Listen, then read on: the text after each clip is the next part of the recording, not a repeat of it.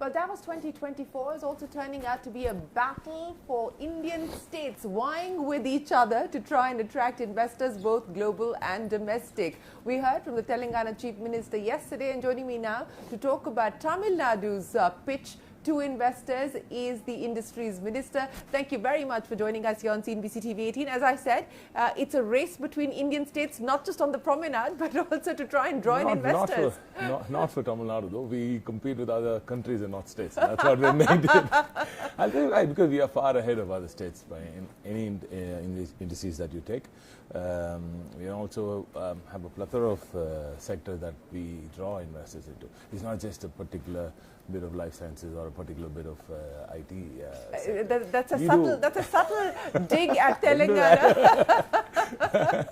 But you're coming off the investor summit that you just held in the start of 2024. You're trying to get more manufacturing investors to come on board. You're trying to get domestic as well as global investors to come on board. Give me a sense of the meetings that have happened so far, where you believe there is interest, where's the interest coming in from? Do you hope to close some agreements before you leave Davos? I wouldn't be able to tell you about the MOUs that might be signed here, because we'd want to keep it low key till we get it to the Chief Minister's table, and then we'll talk about that. But in attracting investments, Tamil Nadu has been the #1 state. Any investor working into India has knocked on our door first, our Chief Minister's door first.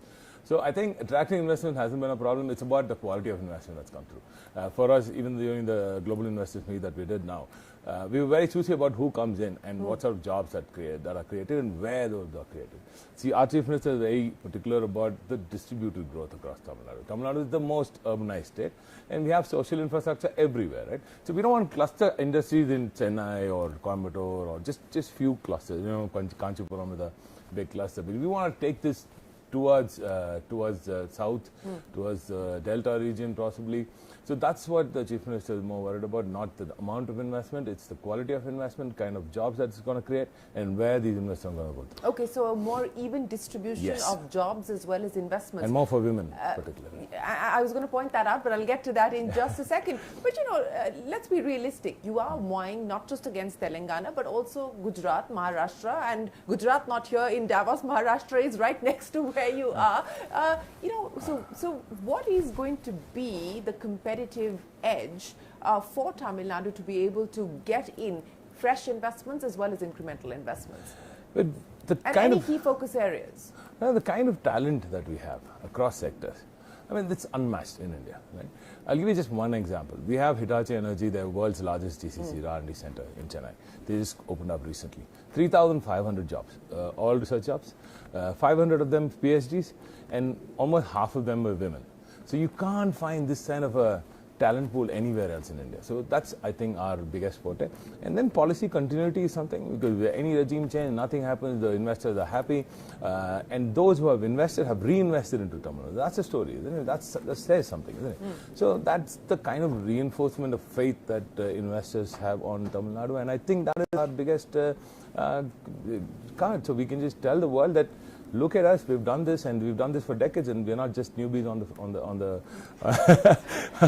not new kids on the block. Not the new kids. You've been around doing this for a while. For a century. I mean, this is a century-old story. We've had Coimbatore's pump industry is centuries old. The textile industry is centuries old. The Madurai bus industry is about 50, 60 years old. No, 70. So, this Tamil Nadu is not a new state, and we've done this for the longest time. We've been shy. We haven't told anybody, the world, that we are what we are, and this time we intend to do that. So that's the big difference, is it? You're now going to talk about what you're doing? No, we are going to talk about what we've done and what we are going to do further, because this is the one state which can understand where what the investors want, right? The guidance bureau that we have, it's the best investment promotion agency in India, the oldest. It's been awarded by the UN. And when investors come in, we can tell them exactly what they want, and we can give them facts that they can use while they go to their board for their pitch. So what are investors telling you in terms of what their asks are of the government? I mean, obviously faster approvals and all of that, it's hygiene stuff, but specific asks that they have? Incentives, of course. Of course, sweeteners. Especially with the with the kind of competition that you're talking about. There are a lot of states which are a bit on the desperate side. I would say, I'm keeping it low. But I think throwing away incentives is not a good idea. And Tamil Nadu, the Tamil Nadu government is going to be very careful about how it spends the people's money. And I think some of them are a bit too aggressive. I wouldn't call it aggressive, a bit too, they give in to the investors' demand. But I think we know exactly what we want, and we do up the ante when there's that one particular sector that we need to crack. So what is that one particular sector that you want to crack, where you will be willing to slug it out in terms of offering a better deal to investors? I'll give you one, life sciences, of course. That's one that I really want to crack. To try and draw that away from Telangana? No, see, I'll tell you what, we don't want to draw anything away from any state. As long as this investment stays in India, we're absolutely happy. That's what the Chief Minister said. We just want to be the driving force, the manufacturing powerhouse of India. We are already. And we want to be we just want to add value to India, the growth story of India. This is India's decade. This is going to be our century too. And Tamil Nadu is going to drive that. Yes, a century and a decade for India, driven by the power of its states, and that's how it should be. Yes. But, you know, life sciences, if that's going to be the big focus area, what are you going to do to draw in investments there? Have you been speaking with companies here in Davos and otherwise? I can't tell you which companies, but yes, I am giving it a big push. Again, life sciences and EV is a new sector which we've already captured. We are the EV capital of India now. 70% of all two-wheelers and 40% of all four-wheelers, e-vehicles are manufactured in Tamil Nadu already. And we're pushing that. We've got VinFast off late. That's another big investment. We're going to get into cell manufacturing, battery manufacturing. So all that is good. So it's not just life sciences, there's a few other emerging sectors again. AI, generative AI, that's again research into that. That's something which we are interested in. We are also interested in bringing in some quantum computers. And our IT minister has also been talking about that. He's been pushing that also. And I think quantum computing is something which I'm personally also interested in. You know, I was going to ask you that because what we have seen is that at the central government end, along with state governments, of course, to try and draw in investments as part of the semiconductor plan and the semiconductor mission. Is that something that you're looking at? Is that something that you're going to actively pursue? Yes, we are working very closely with the union government also on this, and the union is also doing a lot of things as far as the semiconductor space is concerned. We might add a few extra miles to the already available space. So I think, and you're going to hear something good very soon. So. On the semiconductor side, yeah. I don't know. I just said you're going to soon. I don't know. I didn't tell you when. Okay, you did tell me when, but that's going to be for your state, an investment being made in your state on the development side or on the manufacturing side? Looks like it. OSAT looks like a good bet. So I think something might come in that. On the manufacturing side or the design side? Both. Both? Yeah. Okay, by when? You said you don't I wouldn't say when. It's looking good. It's looking good. A couple of weeks? I'll tell you, a couple of months? No, it's looking good. We wouldn't want to jump the gun. But it's looking good. Because they do understand that this is the state which can deliver on talent, on incentives, and on the infrastructure that's needed to carry that. And the social infrastructure needed to carry such talents to work in. So. Is it a US company? I'm not going to do that with folk states around me right here in Dallas. So what are going to be the priorities for 2024 to continue to push the growth momentum, to continue to drive investments both domestic and global? See, our Chief Minister has this Dravidian model of governance, right? It's not a political statement. It's a model of governance. It's a way of life. And this is all about inclusive governance, right? It's about inclusive growth for everybody, especially for rural women, because he wants to invigorate the local economy, the rural economy.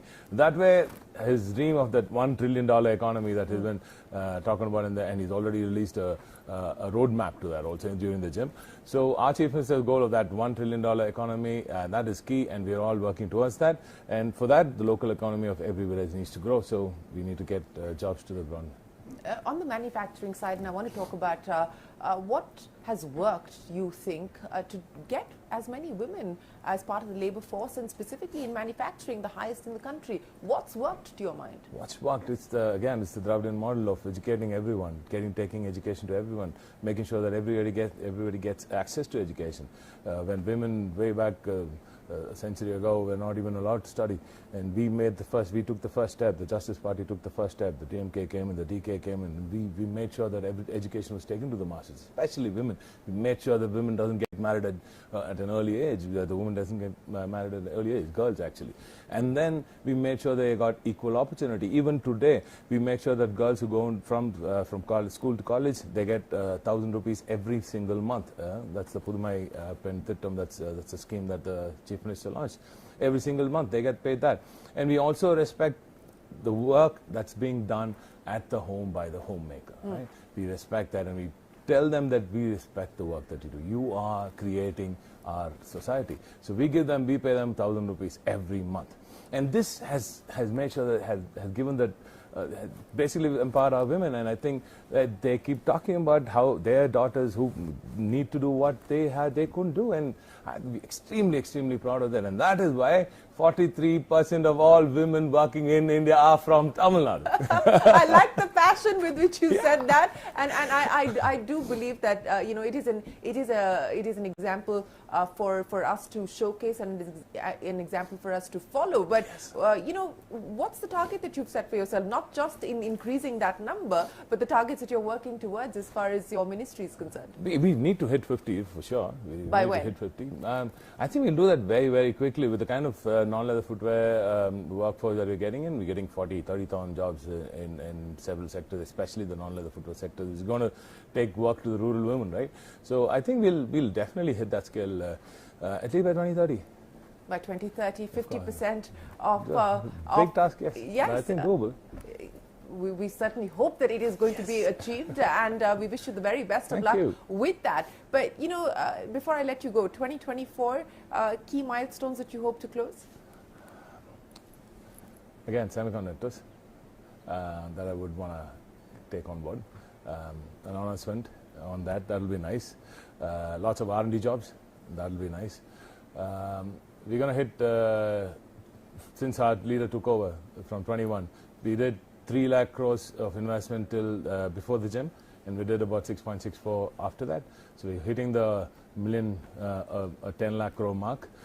We want to cross that very soon, that probably this month or next month, possibly before our bigger budget. But yeah, what I would really want to see is the high-end jobs coming through. Semiconductors, yes, that's my dream thing. High-end jobs, semiconductor announcement. You heard it first here on CNBC TV 18, and you promised that once you're ready to reveal, you are going to break the news on CNBC TV 18 as well. All right. Always a pleasure. Many thanks for joining us. We wish you the very best of luck, and thanks for taking our time to speak with us here in Davos. The conversations will continue. There's plenty more. Stay tuned to CNBC TV 18. We're back in a moment.